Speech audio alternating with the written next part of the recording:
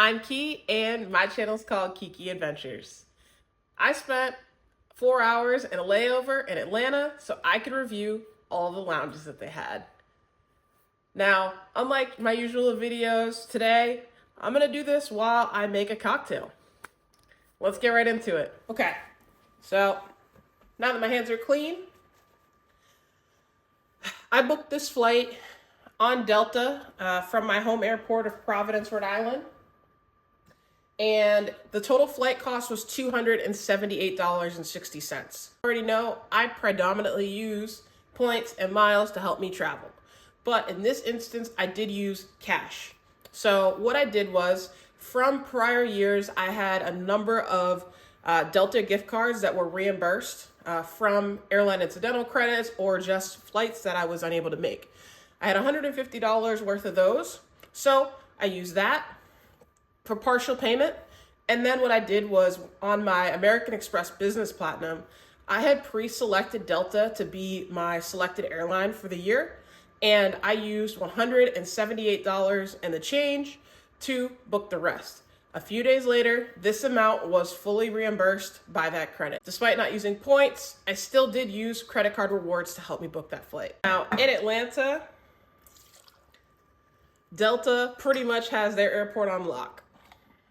So that's how I flew in and out of there. During my 4-hour layover, I went to 2 or 3 Delta Sky Clubs, as well as the Atlanta Centurion Lounge. This did require me going over to multiple terminals. Atlanta's airport's huge, so I actually did use their train system to move from terminal to terminal more quickly, so I could maximize my time in the lounge. When I travel and I visit lounges, one of the ways I compare lounge over lounge is by having an old-fashioned in each.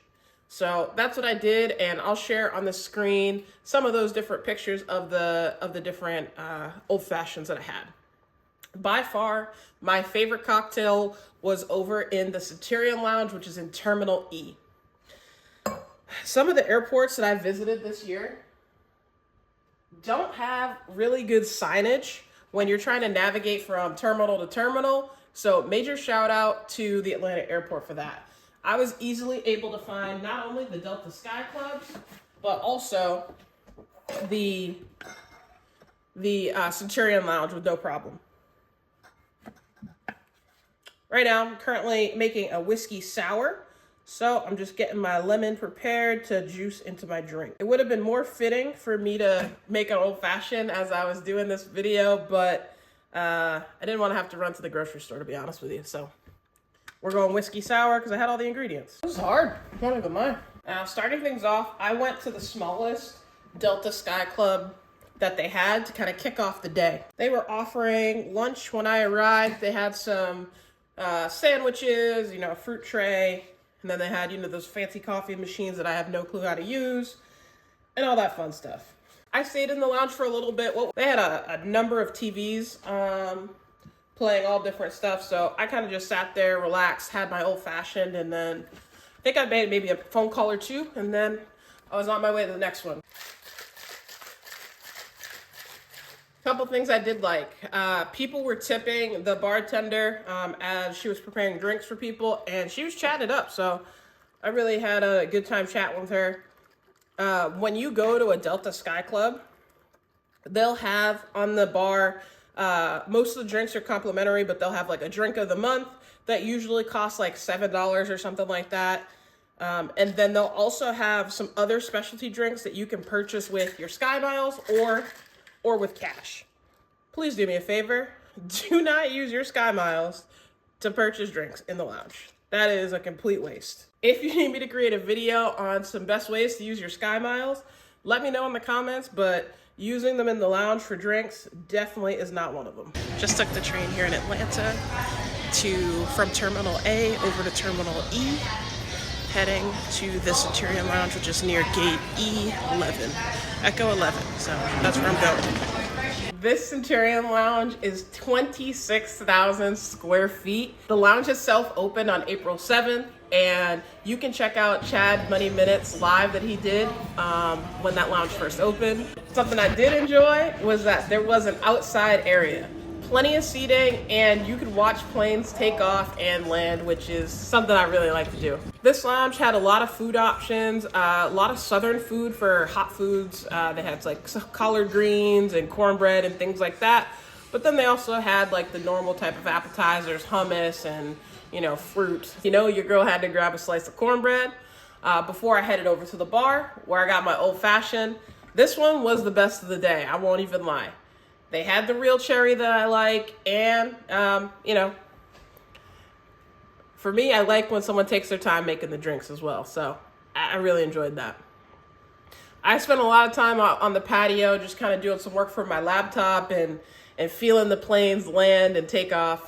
So I really enjoyed this lounge a lot. If you do travel to the Atlanta airport, you're probably going to be traveling on a Delta operated flight. I'd recommend, if you don't have one already, to have an American Express Platinum card or the Delta Reserve credit card, either personal or business. These cards, when you're traveling on Delta, grant you access to not only Centurion lounges, but also the Delta Sky Clubs. This is my second video where I've done lounge hopping at an airport, the first of which was in DC and now Atlanta. So let me know if I should continue these types of videos, but also, what lounge should I go to next? My favorite lounge in the Atlanta airport was definitely the newly opened Centurion Lounge. Now, not only was it massive and it didn't feel crowded, I didn't have to wait, the food was on point, and the drink was fire. But walking around, they had a lot of different things you could do. As I mentioned, I stayed predominantly on the patio outside because I wanted to get some fresh air.